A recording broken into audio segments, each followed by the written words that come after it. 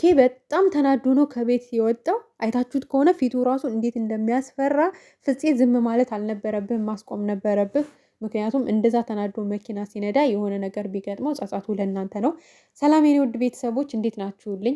ለዚህ ቤት አዲስ ከሆናችሁ ቤቱን ሰብስክራይብ እያደረጋችሁ ቤተሰብ እንድትሆኑ በአክብሮት ጋብዛለሁ። ዛሬ እንግዲህ ብሩኬ ለሀይሚም ሆነ ለተመልካች ያለውን ነገር እውነቱን ይፋ አድርጓል ማለት ነው። ነገር ግን ሀይሚ አልተቀበለችውም። በቃ አብቅቷል፣ እኔ ግድ አይሰጠኝም አንተ ላደረግከው ነገር እኔ ምን አገባኝ ነው ያለችው።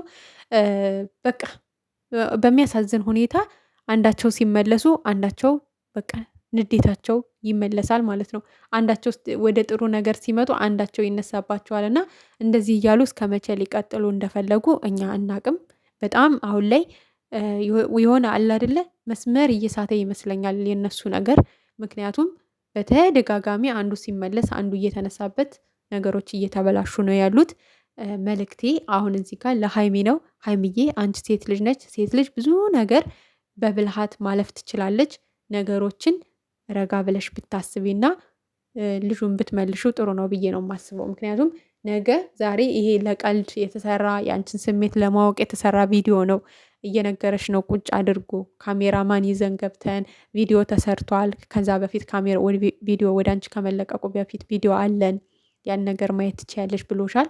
ተረድተሽ ተረጋግተሽ ጊዜ ወስደሽ ነገሮችን ብታስተካክል ጥሩ ነው ብዬ ነው የማስበው። በጣም ተናዶ ነው የወጣው። ይሄ ልጅ የት እንደሚሄድ ምን እንደሚገጥመው ምን ውስጥ እንደሚገባ የተናደደ ሰው በጣም ከባድ ነው። ምክንያቱም ይሄ ልጅ ተደጋገመበት። በተደጋጋሚ ይቅርታ ጠይቆሽ ነገሮችን ልትቀበይ አልቻልሽም።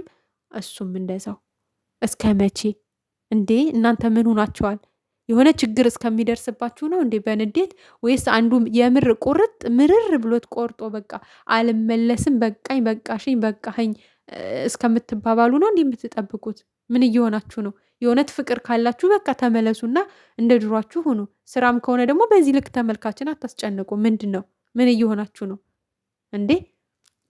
አሁን ዛሬ ሀይሚ መመለስ ነበረብሽ። በቃ አንቺም እኮ ልቦናሽ ያውቀዋል፣ የምር ልቦናሽ ያውቀዋል። ሀይሚዬ ብሩኬ ከሌላ ሴት ጋር ዝም ብሎ እንዴ?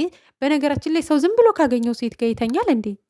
እንዴ የሆነ ፍቅር መጀመሪያ እኮ እንደዛ ነገር ውስጥ እኮ ለመግባት የሆነ ነገር በቃ ሊኖራችሁ ይገባል አይደለ እንዴ? ፍቅር የሚባል ነገር አለ፣ ስሜት የሚባል ነገር አለ እና ዝም ብሎ እኮ ሰው ካገኘው ሰው ጋር እንደዛ አይሆንም። እንዴትስ ማለት የምር ሊመስልሽ ቻለ? አንቺ ትናንት እኮ ስትይ ነበር አይደል እንዴ? እኔን ለማናደድ ሆን ብላችሁ ያደረጋችሁት ነገር ነው፣ ለእኔ መላኩ ምናምን እንዳለ እኔን ለማናደድ ነው ስትይ ነበረ። ስለዚህ ያ ነገር እውነት እንዳልሆነ ልቦናሽ እያወቀ ለምን እልህ ውስጥ ትገቢያለሽ? ለምን ነገሮችን ዛሬውኑ እኮ በቃሽ ብለሽ በቃ በፍቅር ተቀበዩ ምናምን አይደለም ያለውን ነገር ቢያንስ እንደዚህ ለማድረጋችሁ አስፈላጊ ባይሆንም ግን ደግሞ በቃ እንኳንም ውሸት ሆነ ብለሽ ረጋ ብለሽ ነገሮችን ለማስተካከል ብትሞክሪ፣ በዛ ልክ ጥለሹ ባትሄጂ እየለመነሽ በቃ አብረን እንሁንና ከዚህ በኋላ ነገሮችን እናስተካከል፣ ጥሩ ጊዜ እናሳልፋለን እያለ ነበር መግቢያ ላይ ራሱ ማለት ነው። እና አወጣጡ በጣም ነው የሚያስፈራው። አይታችሁት ከሆነ እንግዲህ ያስባችሁታል።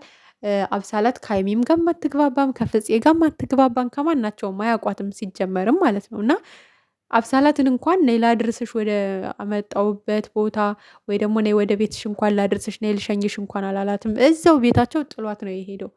በቃ በጣም ፊቱ ያስፈራ ነበር። እኔ እንጂ አላቅም እንደዚህ ሆኖ እኔ አይቼው አላቅም ብሩኬን። የምሬን ስነግራችሁ በጣም ነበር የደበረው።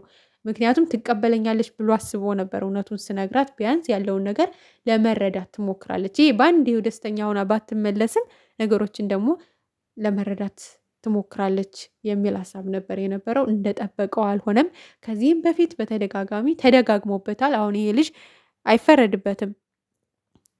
ተደጋግሟል ነገሩ። በቃ በሌላ መንገድ ሞከርኩኝ ልትቀበለኝም ልትረዳኝም ስላልቻለች በቃ ከሌላ ሴት ጋር ሁኜ እሷን መፈተንና የእሷን ስሜት ማወቅ ነበረብኝ። ከባድ ሪስክ ወስጄ ነው ይሄንን ያደረግኩትኝ። ምክንያቱም በቃ ሞክሬያለሁ፣ በሌላ መንገድ አልተሳካልኝም። በዚህ መንገድ ደግሞ የእሷን ስሜት ማወቅ ፈልጌ ነው ብሏል። እንግዲህ ብቻ እኔ አላቅም፣ የምር ያስፈራል። በዚህ ልክ እኔ እንጃ ባትሆኑ ደስ ይለን ነበረ፣ የምር ማለት ነው። እናንተም እየተጎዳችሁ ተመልካችንም በዚህ ልክ እየጎዳችሁ አሁን የዛሬ ቀን በእርግጥ እኔ ጧትም ነግሬያችኋለሁ የሚያስፈራ ነገር ያለ ይመስለኛል። ማለት ምናልባት እንደውም እኔ ብሩኬ ጋር ስትሄድ ያው ሀይሚንም ቀጥሯታል። ተመልካችንም እንዳትቀሩ ብሎ ነው ትናንት የወጣው እና እዛ ቦታ ላይ ሲጠራት እሱን ለማናደድ ወይ ደግሞ እሱን ለማስቀናት ወንድ ይዛ ሄዳ ነገሮች እንዳይበላሹ የሚል ስጋት ነበረኝ ጠዋት ላይ ማለት ነው። ግን እንደዛ ሳይሆን ነው የሆነው ነገሩ። የራሳቸው ቤት ውስጥ ቀጥሮ ነው እንግዲህ ሁሉንም ነገር ለማስረዳት የሞከረው። ነገር ግን ሀይሚ ሌላ ሰው ነው የሆነችው፣ ሌላ ሰው ማለት ነው። በቃ ሌላ ሰው እና በጣም ነው የሚያሳዝነው። ብቻ ሀይሚ ተመለሽ፣ ተመለሽ፣ በቃ ተመለሽ። የምሬን ነው የምልሽ። በቃ ራስሽ ጋር ሁኝና ራስሽን አዳምጪ፣ ስሜትሽን አዳምጪ። ይሄ ሰው የሚለው ምናምን ምናምን ምናምን አይደለም። አንቺ ራስሽን አዳምጠሽ ትናንትና ስሜትሽን እውነቱን ስለተናገርሽ ደስ ብሎናል። በቃ የራስሽን የውስጥሽን ስሜት ስለተናገርሽ። ስለዚህ አሁንም ቢሆን እየተዋደደ ሰው ይለያያል ማለት ሳይሆን ያለብሽ እየተዋደደ ሰው ለምን ይለያያል? ለምን በመካከላችሁ ለገባ ጠላት ብላችሁ ለምን ክፍተት ትፈጥራላችሁ? ሰው እየተዋደደ መለየት የለበትም በጭራሽ ማለት ነው። እና ያንን ህሳቤ ትተሽ በቃ የምትወጂውን ሰው ላለማጣት ብዙ ነገሮችን ሴት ልጅ ነሽ፣ በቃ ከጎኑ ሆነሽ መስተካከል ያለበትም ነገር ምከሪው፣ ንገሪው። ይሄ ነገር ውስጥ እንደዚህ ማድረግ የለብህም ነበር፣ ለወደፊትህ እንደዚህ እንደዚህ እንዳታረግ። በቃ ካለባችሁ ችግር ለመውጣት እሱንም በተቻለሽ መጠን መምከር እንጂ ያለብሽ በዚህ ልክ ጥለሽ መሄድ የለብሽም። ለሶስተኛ ለአራተኛ ጊዜ ጥለሽ እየሄድሽ ነው ሀይምዬ፣ ይቆጭሻል። የምሬን ነው የምልሽ። የሆነ አንዳንዴ የትም አትሄድም የትም አይሄድም የሚል ነገር በውስጣችሁ እንትን ብላችሁ ከሆነ ተሳስታችኋል። የምሬን ነው የምላችሁ።